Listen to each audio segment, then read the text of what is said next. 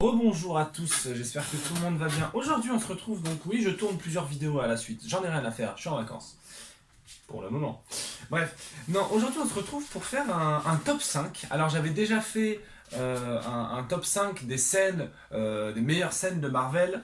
Mais là aujourd'hui on va faire un truc un peu différent, même si c'est un peu le même concept. On va faire un top 5 des scènes de films qui m'ont fait pleurer. Alors il y aura des scènes de films, il y aura une scène de série également. Mais voilà, on va en parler, on va tous y aller ensemble et ça va bien se passer. Allez, on se voit tout de suite.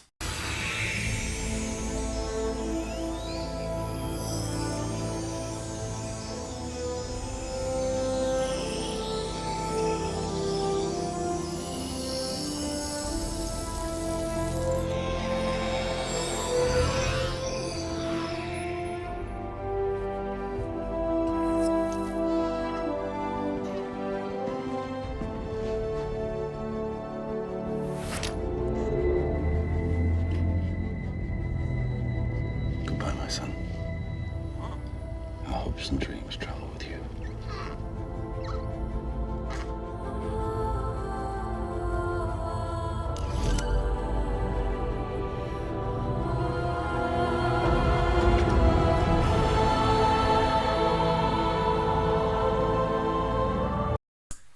Alors, on commence en cinquième position, donc vous venez de la voir, avec Man of Steel, la scène d'adieu à Krypton. Alors, déjà Man of Steel, chef-d'œuvre, déjà. Voilà, je pense qu'on peut se dire entre nous.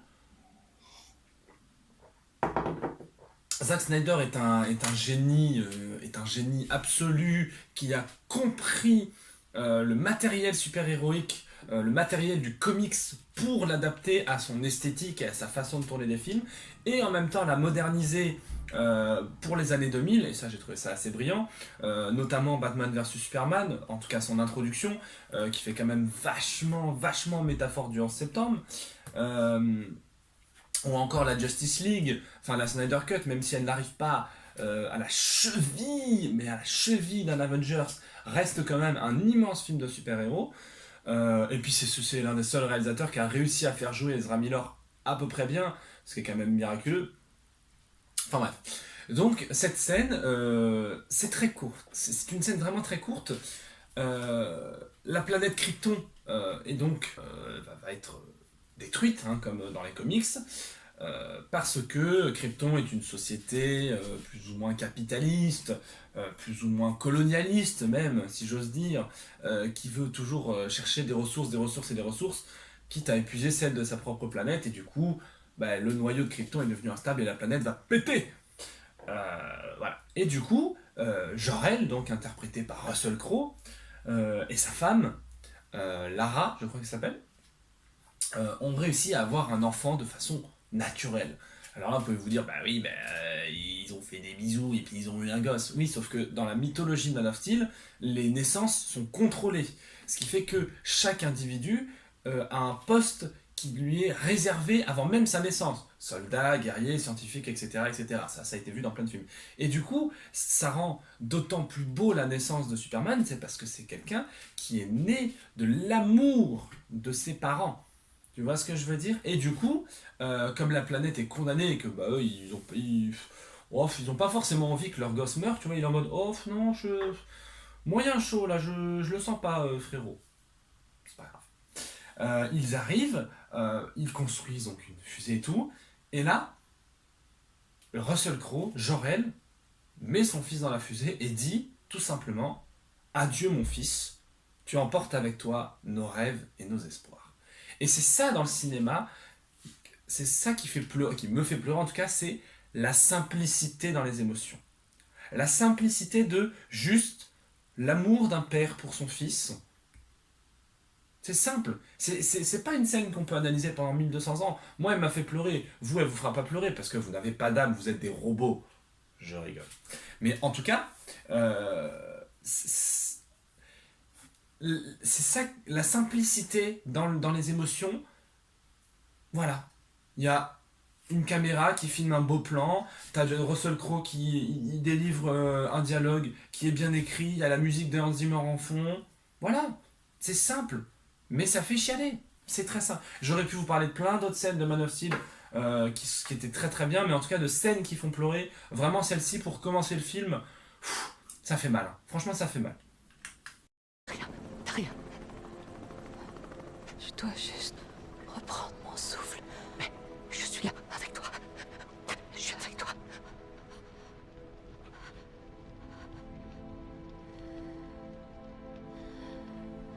Tout va bien. Je suis là.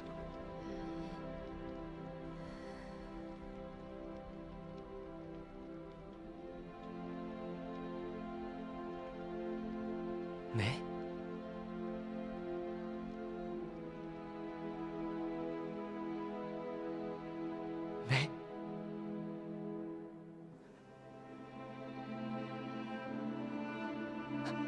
Regarde-moi, je t'en supplie.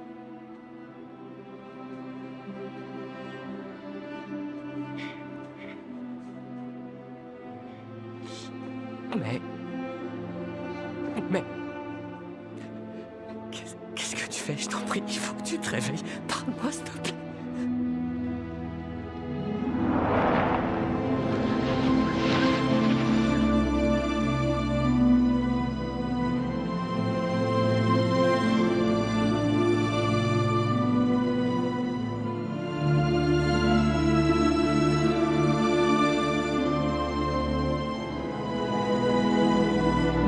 Sortez du véhicule, tout de suite!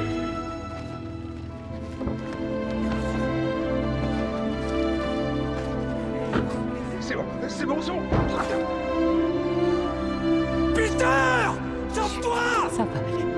T'inquiète pas, ça va aller. Oh, mais je suis désolé. Allez, Parker! Sors de là, les mains en l'air!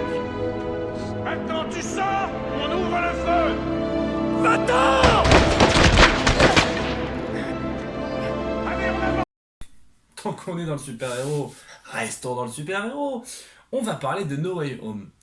No Way Home, hein, j'ai l'affiche juste ici d'ailleurs, un chef-d'œuvre absolu. C'était le meilleur... Non. En fait, c'est mon film Spider-Man préféré, même au-dessus de Across the Spider-Verse. Mais Across the Spider-Verse, en termes de qualité, est largement au-dessus. En tout cas, donc on y revient, suite à l'attaque des Sinister Five, on va dire, et au combat contre le Bouffon Vert, Tante May se prend un coup du surf du Bouffon Vert, comme ça. Elle se prend un coup de couteau, hein, si j'ose dire. Forcément, ce genre de choses peut blesser, hein, faut faire attention. Du coup, elle décède dans d'atroces souffrances, qui plus est. Donc elle dit à Peter, elle dit à Peter, de grands pouvoirs impliquent de grandes responsabilités. Et ça, on sait en tant que fan de Spider-Man que ça nous fait tous chialer, même quand c'est dit de façon positive. Là, elle dit grand pouvoir, elle meurt. Donc Peter est en train de chialer sa grosse race finalement. Et là, t'as Happy Hogan, qui arrive et qui dit Peter, sauve-toi. Et là, encore une fois, comme dans Man of Steel, on est face à la simplicité des émotions. Parce que ce qui me fait pleurer dans cette scène, c'est pas forcément tant ce qui se passe, mais c'est surtout la façon dont c'est interprété et la musique qui s'intensifie au fur et à mesure de la scène. La musique, rien qu'à l'écouter, on chiale. Voilà, c'est triste à dire, mais c'est comme ça. Donc vraiment, c'est une scène brillante qui a permis de faire enfin évoluer le Spider-Man de Tom Holland vers une version beaucoup plus noire, beaucoup plus adulte. Parce que Spider-Man, c'est comme Batman en fait. Dans le sens où j'aime beaucoup Spider-Man, mais de temps en temps, c'est trop enfant pour moi. J'ai besoin d'un truc un peu mature, tu vois. Comme Across the Spider-Verse, tout à fait. Donc voilà, c'est une scène qui est exceptionnelle. C'est une scène qui est brillante parce que elle est d'une puissance émotionnelle qui est formidable. Et puis, en tant que fan de Spider-Man, on sait que si le Bouffon Vert il bute Tante May, ça va mal se passer par la suite, ça va très mal se passer. Donc voilà, on passe à la scène suivante. Stay. We'll work on that. Television, display front door security. Television, display. Oh, for Pete's sakes.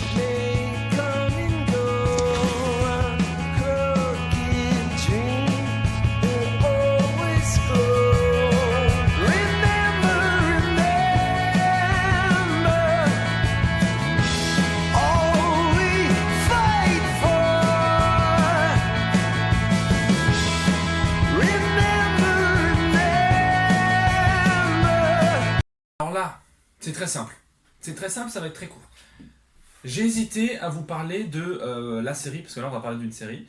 J'ai hésité à vous parler de This Is Us, la série donc avec Justin Hartley, avec Sterling K. Brown, avec Mandy Moore, oui Mandy Moore, bref, que des acteurs peu connus mais brillantissimes, qui est à l'heure actuelle ma série préférée de tous les temps, ex aequo avec How I Met Your Mother, dont on va parler, mais This Is Us, voilà, c'est tellement important pour moi que j'en ferai une vidéo dédiée tout seul, parce que c'est beaucoup trop bien.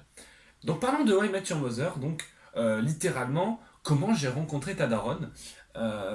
Durant 9 saisons, Ted Mosby nous raconte en 2030 comment raconte à ses enfants comment il a rencontré leur mère, bien entendu, en parlant au passage de toutes les histoires amoureuses qu'il a vécues avec ses ex, de toutes les histoires qu'il a vécues avec ses copains, avec ses copines, de toutes les conneries qu'il a faites et de toutes les cuites qu'il a prises.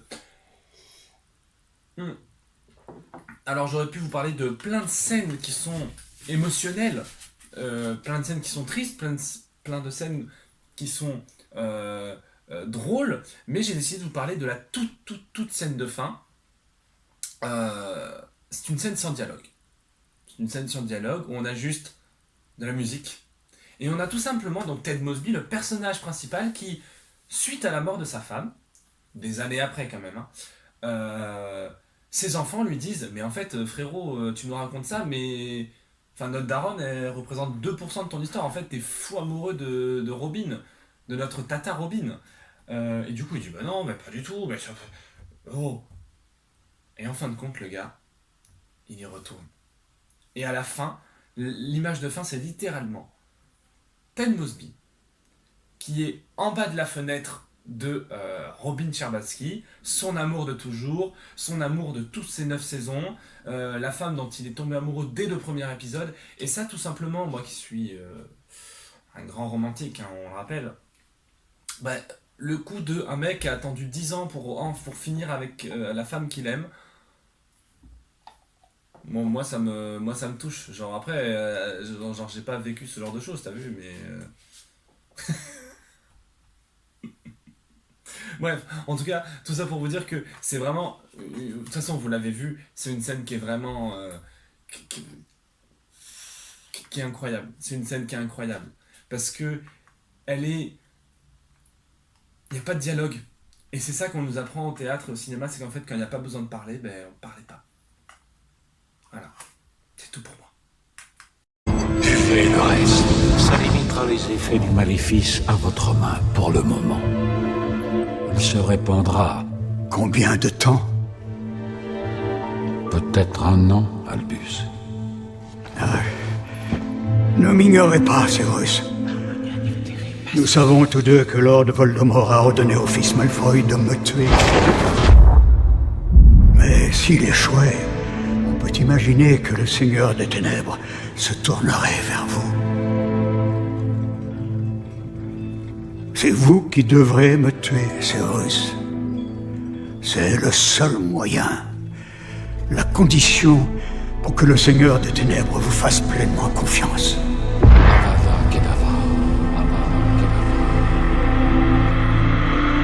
Le moment viendra où il faudra révéler certaines choses à Harry Potter. Mais vous devrez attendre jusqu'à ce que Voldemort soit des plus vulnérables. Pour lui révéler quoi? Le soir où Lord Voldemort est allé à Godric's Hollow pour tuer Harry, lorsque Lily s'est jetée entre eux pour faire bouclier, le sortilège a ricoché. À cet instant, un fragment de l'âme de Lord Voldemort s'est détaché et s'est accroché au seul être vivant qu'il a trouvé, Harry lui-même. Oh, ce n'est pas par hasard qu'il sait parler au serpent. Ce n'est pas par hasard qu'il peut voir dans l'esprit de Lord Voldemort. Une part de Voldemort vit à l'intérieur de lui.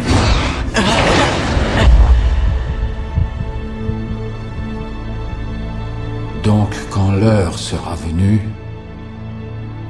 Potter devra mourir? Oui, oui, il doit mourir.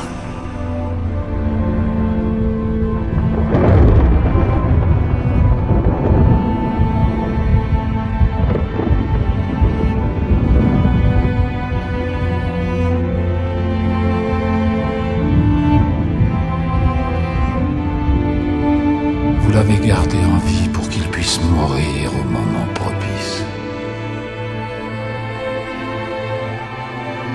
Vous l'avez élevé comme un porc destiné à l'abattoir. Ne me dites pas que vous avez fini par avoir de l'affection pour lui.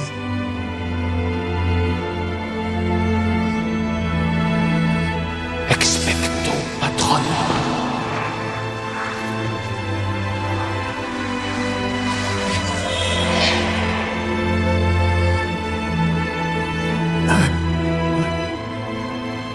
Lily. Après tout ce temps, À jamais.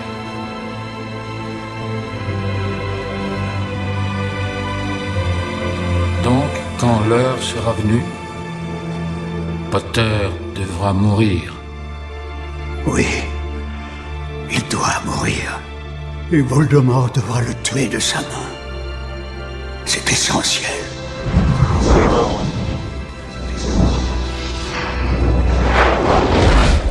Bon, alors celle-ci, là ça va être compliqué parce que là, il y a les émotions qui sont très fortes. Euh, Alors il faut savoir quelque chose, c'est que Harry Potter, donc les livres, hein, ont eu un énorme succès, mais que au moment donc en 2001, qu'on sort Harry Potter à l'école des sorciers, il n'y a que 4 livres qui sont sortis. Donc l'Ordre du Phénix, le Prince de Sang Mêlé et les Reliques de la Mort, on ne sait pas ce qui va se passer. Et J.K. Rowling, au fur et à mesure de comment évolue notre société dans les années 2000, de comment le public reçoit les films et de comment elle veut finir son histoire, elle écrit ses livres. Et les Reliques de la Mort, je parle autant du livre que du film, est riche en rebondissements, en émotions, mais le plus gros rebondissement, c'est le fait qu'en fin de compte, Severus Rogue était non seulement un mec très sympathique, un mec vraiment fun, qui a protégé Harry depuis le début, qui en fait éprouve de l'affection pour Harry, de l'affection en mode un peu comme un grand-père, hein, allez pas vous imaginer les choses. Et que, en plus, il était amoureux de la daronne de Harry, celle qui s'est fait fumer par Voldemort. Et que, pendant ce temps-là, toutes ces années, il a bossé pour Voldemort. Non mais c'est quand même... faut voir le... Vous voyez ? Le chemin du personnage qu'on nous présente dès le début comme un connard, qu'ensuite on apprend qu'il est mange-mort, qu'il bute Dumbledore, et qu'ensuite on dit alors en fait tout ça c'était prévu par Dumbledore parce que Severus Rogue c'est un gentil. Bon les gars, arrêtez, c'était merveilleux. Moi j'en parlais l'autre jour avec des amis que vraiment Harry Potter avait... quand ça s'est fini, Harry Potter, il y a eu vraiment une étape dans notre cinéphilie et une étape dans notre évolution en tant qu'être humain. Alors, je peux comprendre que des gens aient ressenti ça. Je suis fan d'Harry Potter, attention, je suis un vrai Potterhead. Mais comme 6 mois après la fin d'Harry Potter commençait Avengers, autant, voilà, donc vous dire que moi c'était pas la fin de quelque chose, c'était plus le début d'autre chose. Mais c'est vrai que Harry Potter a permis à des millions d'enfants, d'hommes, de femmes et de toute personne vivante sur la planète de rêver et d'évoluer vers des notions de tolérance, d'amour, d'amitié, etc., etc. Et le personnage de Severus Rogue représente particulièrement ça. C'est le mec, tout comme Ted Mosby dans la scène que je vous parlais juste avant, c'est un mec qui est amoureux de la même femme depuis plus de 20 ans. Mais c'est terrifiant. C'est-à-dire que le mec est d'une solitude éhontée et que le mec prépare sa vengeance. Il est tellement amoureux de Lily Potter qu'il s'est mis à travailler pour Voldemort pour pouvoir le buter. Mais c'est formidable. Ça, il rejoint un peu Reverse Flash sur ce délire, mais on fera une vidéo sur Reverse Flash aussi, ne vous inquiétez pas. Bref. Severus Rogue, le best personnage de Harry Potter. Ah, je pense qu'on est tous d'accord là-dessus.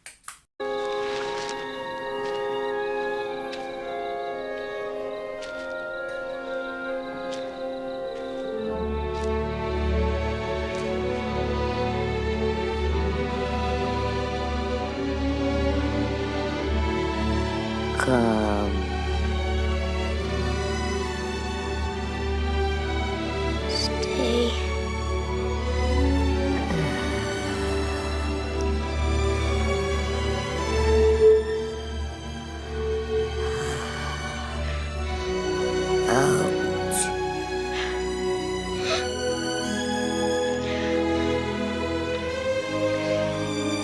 Ouch.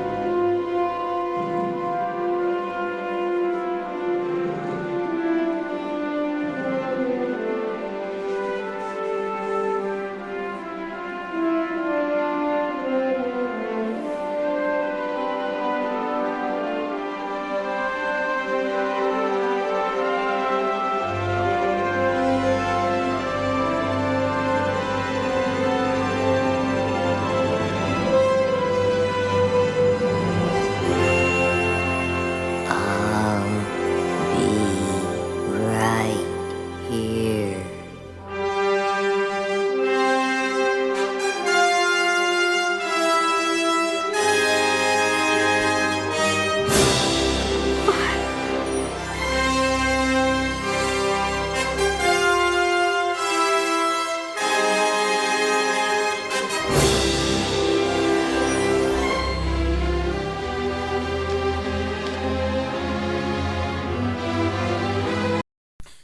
Alors,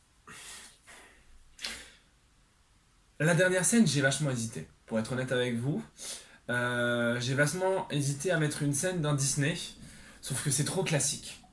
C'est mettre en scène, genre, top scène je sais plus parler, moi de toute façon je sais plus parler.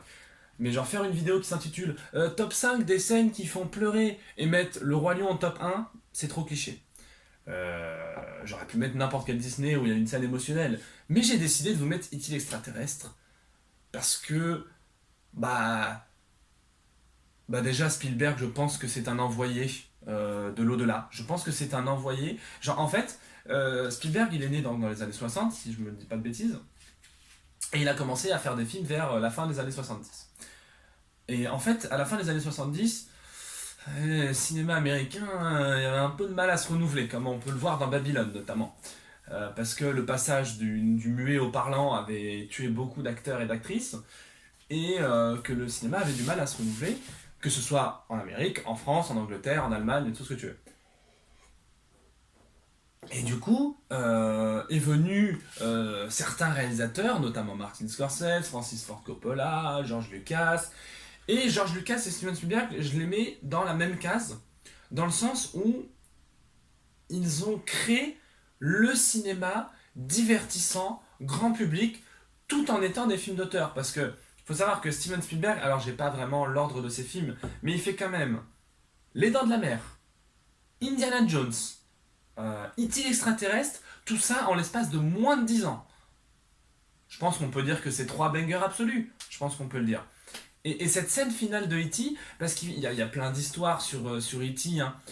Déjà, il faut savoir que Elliot, le personnage principal de E.T. extraterrestre, est grosso modo une métaphore de Steven Spielberg. Un enfant divorcé, un enfant de divorcé, pardon, qui a des problèmes un peu relationnels avec sa famille, qui se sent très seul, tout ça, et justement la scène de fin de E.T. que vous venez de voir, où E.T. lui dit frérot, viens avec moi sur ma planète, on va aller manger des Mars, ça va bien se passer. Et que le gars lui dit non, toi reste avec moi, on va aller manger des Mars et ça va bien se passer. Mais en fait, c'est Steven Spielberg qui littéralement se sent seul, absolument seul, et qui n'a pas envie de se sentir seul. Très philosophe aujourd'hui, Captain, vraiment. Et là, encore une fois, comme je le parlais sur Man of Steel, c'est la simplicité des émotions, d'une amitié impossible entre un extraterrestre et un être humain. Voilà. C'est un plan, une musique, et puis surtout la musique de John Williams. C'est des émotions qui sont quand même pas très faciles à appréhender, si je peux me permettre. Bref, moi je chiale tout le temps de toute façon, donc ça j'adore ça. C'est pas de l'alcool, hein, c'est du café, hein, pour ceux qui se demandent. Et du coup, pour moi, ce n'est pas le meilleur Steven Spielberg.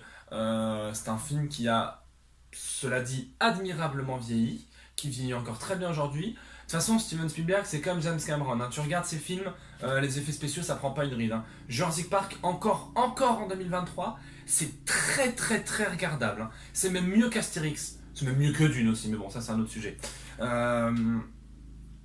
Donc vraiment, E.T. l'extraterrestre, j'ai l'impression d'enfoncer des portes ouvertes quand je dis ça, mais c'est l'un des films les plus émotionnels qui ait existé dans le cinéma américain. C'est l'une des scènes les plus chialades absolues qui existent. C'est terrifiant. Voilà. C'est terrifiant. Voilà.